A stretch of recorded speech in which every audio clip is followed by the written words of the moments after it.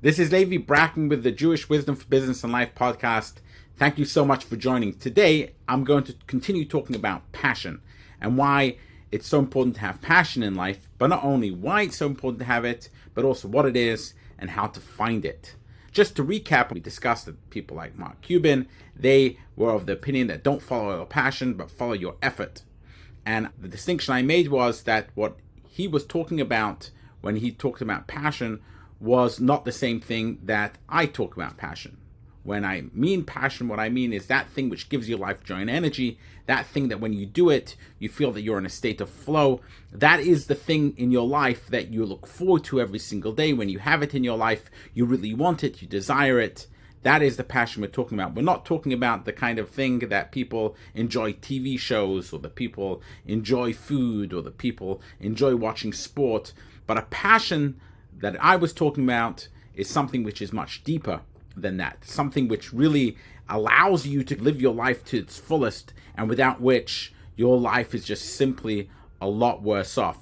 So that is what I mean when I talk about passion, and that is something you absolutely should have in your life. It doesn't necessarily have to connect with making a living or making money, but it's definitely something one should try and have in one's life as much as possible. What happens, though, if you just don't know what you're passionate about? I've met so many people, especially young people, and for those who don't know, in my previous career, I ran and founded an organization called Youth Directions.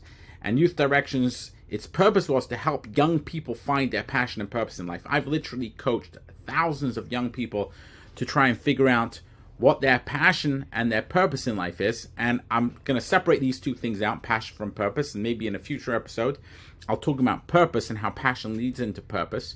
I've coached so many people who've, when you ask them what your passion is or what you're passionate about, they really don't know. And they say generic things like, I'm passionate about food, I'm passionate about sport, which is them and everyone else in the United States. And we're not talking about that kind of passion. Here we're talking about a much deeper passion, and a lot of people don't know what that is for them in their life. They haven't yet identified it. So in this podcast, what I'm going to do is I'm going to talk about how we can identify it, how we can find that thing, and then grow it maybe from a small spark into a full-blown passion that then can lead into a life's purpose. So how does one find it? How do you know what are the things that you're passionate about? What are the things that you truly enjoy in life? So really, it's not that difficult to try and figure this out.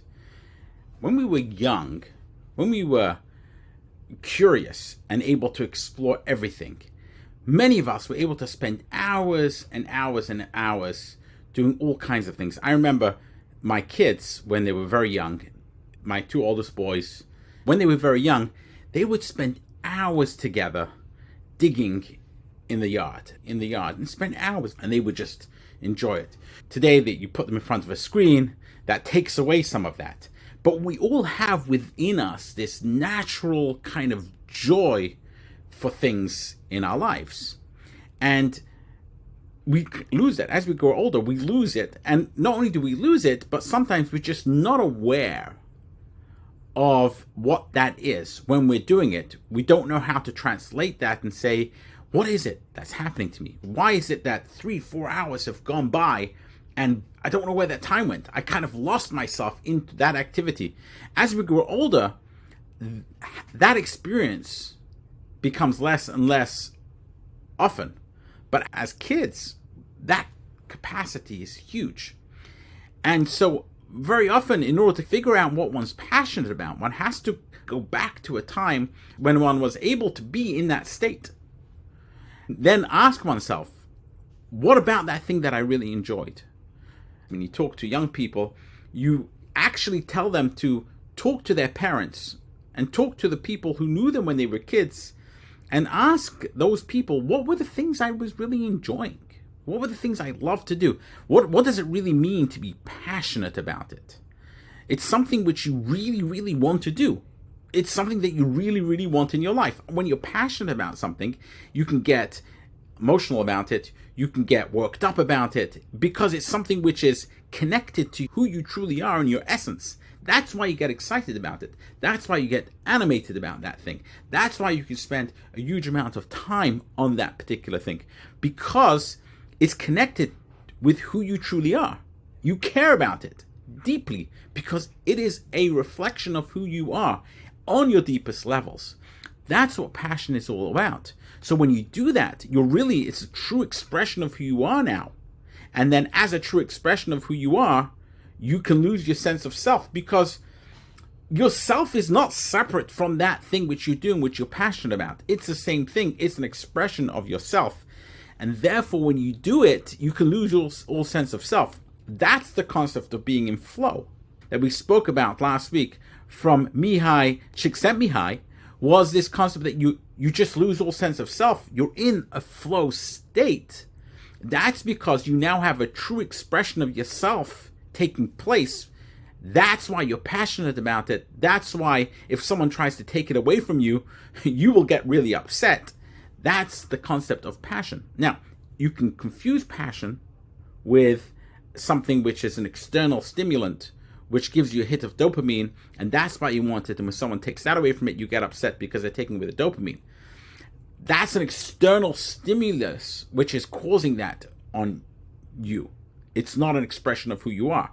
Here we're talking about that it naturally occurs. That's why I'm saying go back to when you were a child and try and figure out what were those things that naturally took you into a state of flow. How can we operationalize this? Go back to the time in your life that you had this experience of flow. That time in your life where you experienced that you really were so engaged in whatever activity that was, that you loved it. And it gave you joy and energy. And not only that, but you want to go back to that time in your life where you had something to look forward to, and you knew that when you did this thing, it made your week, or it made your month, whatever it was, that day when that was occurring in your life. You woke up in the morning and you were just bouncing around. If you have kids, you see this a lot. They wake up in the morning and they're so excited, they're bouncing. Now, you want it to be not the thing which was caused by an external stimuli. So not something which, there was an outing that day, or they were going on a trip, but something that they were doing in the course of their everyday life, that when they were doing that day or that week or that month, they were truly excited about it. What was those activities? That is what you want to identify, because those are the things which are going to point to your passion. And now, again, we go through life and sometimes we forget what those are. And because we get involved in them and we find them so exciting, we don't take a mental note. That's related to a passion. But when you now know that when you feel that sense of flow, that relates to passion, now you can go back and think, what were those activities that caused you to get into that mode of flow, or that you woke up in the morning when you were doing that thing that day and you felt more excited about life, you felt that your life was more livable, and then identify what those things are in your life. So that's the first thing which is really important to understand. There's another thing, though, that I want to talk about of how to identify your passion. And that is not necessarily related to something you did, but something related to what you see in the world or what other people do. Sometimes we just don't have that thing in our life which really excited us, and we can't identify it. Maybe we had it, but we can't identify it. And we ask the people around us, what is the thing that when I do, I feel more alive? That's another part of it, right? If it's not when you were a kid, you can ask your spouse, you can ask your friends, you can ask other family members, what is the thing that you see in me that when I do it, you can just sense that I'm more alive, I'm more engaged? What are those things? And when they are able to identify those things for you, that is a very good indicator that you have a passion in that area and you're passionate about that thing. Other people can see it in you sometimes more than you can see it in yourself. However, I want to talk about what happens if you can't identify that, or it's not clear. So then there's another way in which I think can identify what you are passionate about in life. And that is something which is evoked in you by outside that you feel very strongly about. And I'm not talking about opinions or politics. Let's put that to a side, because that's team sport in many ways, and we get very emotive about team sports because it's our team versus the other team, and that's just a natural inbuilt thing that everyone has. So I'm not talking about the thing that everyone has in common with everybody else, whether it's politics or whether it's some other kind of sports or other kinds of team sports. That's a naturally competitive thing. That's you and everyone else in the world. I'm talking about something which is unique to you, though, and that is sometimes you go through life and you see what somebody else has done, and you are, I would love to do that. Or that would be really cool, doing that particular thing. Maybe you've never experienced it yourself, but you just think that would be really cool. I just want to be clear here. I'm not talking about someone who has a brand new car or a very large yacht or some other kind of luxury item that you would love to have because it's a status symbol. Because that's you and most other humans. They want things as status symbols, etc. I'm talking about an activity which they do, which is not necessarily associated with status, that you're like, wow, that'd be really cool. I'd love to do that. It invokes within you something that says, that's unique to me. That's something which I would really enjoy. Or that's something which seems really cool and seems really enticing to me. When that is invoked, that is a hint that that might be related to an underlying passion for that thing. So let's kind of give an example for it. So let's say you're somebody who's works in accounting. You kind of don't like it, but it's a good steady income. It makes you a living. You're quite happy to do it, but you don't feel a passion about it. And you're always wondering, what is the thing I'm passionate about in life?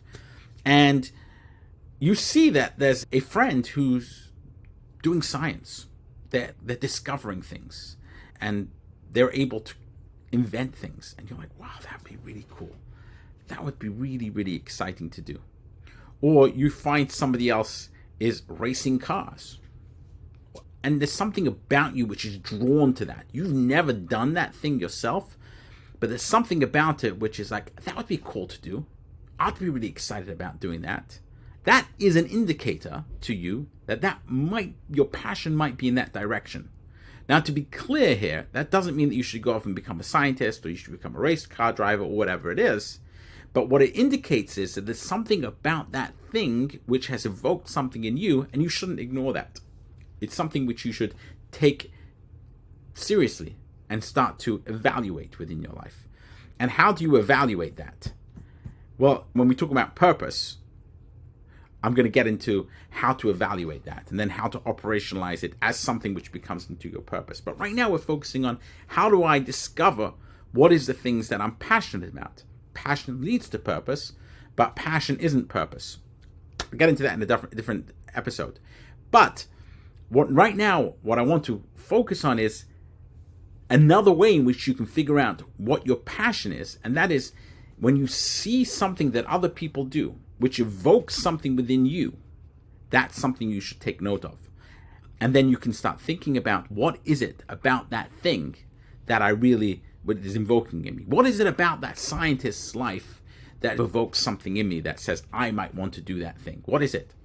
Is it maybe the curiosity, natural curiosity? Is it the exploration? Is it something about creating something new? What is it about it that I'm really attracted to? So you can start evaluating that. And then there's ways in which you can say, well, it might not be in science. There might be aspects of my own job that has that. It might be aspects of other things in my life that I can incorporate that into. But the point is that do not ignore the fact that you get inspired in some kind of way, or something in you gets evoked when you see other people doing something which you're not doing. Don't ignore that, because that is telling you something. There's an indication that there's something here that you might be passionate about. And a lot of people are passionate about similar kinds of things, but we all have within ourselves as humans a capacity to do something unique and to become really great at something. And that takes a lot of practice. You're not born great at anything. The people who become truly great at anything is because they've really practiced it. But if you are not passionate about the thing you're practicing, then you're just not going to practice. You're not going to spend a lot of time to become truly great at it. So you need to find that thing which you're truly passionate about. And that is the thing which you can spend a lot of time on. You can get into a state of flow about, and then you can become truly great at. And that's the ultimate, because you have this thing in your life which you're really good at. And it's a true expression of who you are. But it starts off with trying to identify the thing that you're really passionate about. And I've given, therefore, here, just to summarize, 2 strategies. Strategy number 1 is try and identify the things in your life that gave you joy and energy, even when you were a child. Ask the people around you, what are the things that when I do it, I'm more alive? What are the things that I do that I seem like I'm really excited about? Ask yourself that question. Ask other people around you. Try and identify those things. And in addition to that, you can also think about the things that other people do that evoke something within you. And then ask yourself the question, why does it evoke those things in me? And if you're able to find those 2 things, you'll be well in your way to finding the things you're passionate about in life. And your life will just be much better off. And that will then lead to helping you figure out what your purpose in life is. And that we'll talk about on a separate episode, how to take passion and parlay it into a lifelong purpose, which is another really exciting thing. Again, I've done my PhD on this, I've studied this, and what I'm sharing with you today is actually the building blocks of a PhD that I did, in which I took these ideas and I actually created a study and an experiment with human subjects. And I'm telling you that if this is a methodology which has been scientifically proven to actually make you more purposeful in your life, and we can talk about in that further episode how important purpose is and having a purpose in life. It's huge. You're better off in almost every single aspect of your life if you have a sense of purpose, but it starts with figuring out what you're passionate about. So I hope this has been helpful. This has been Levi Brackman with the Jewish Wisdom for Business and Life podcast. Thank you so much for joining. And until next time, have a wonderful week.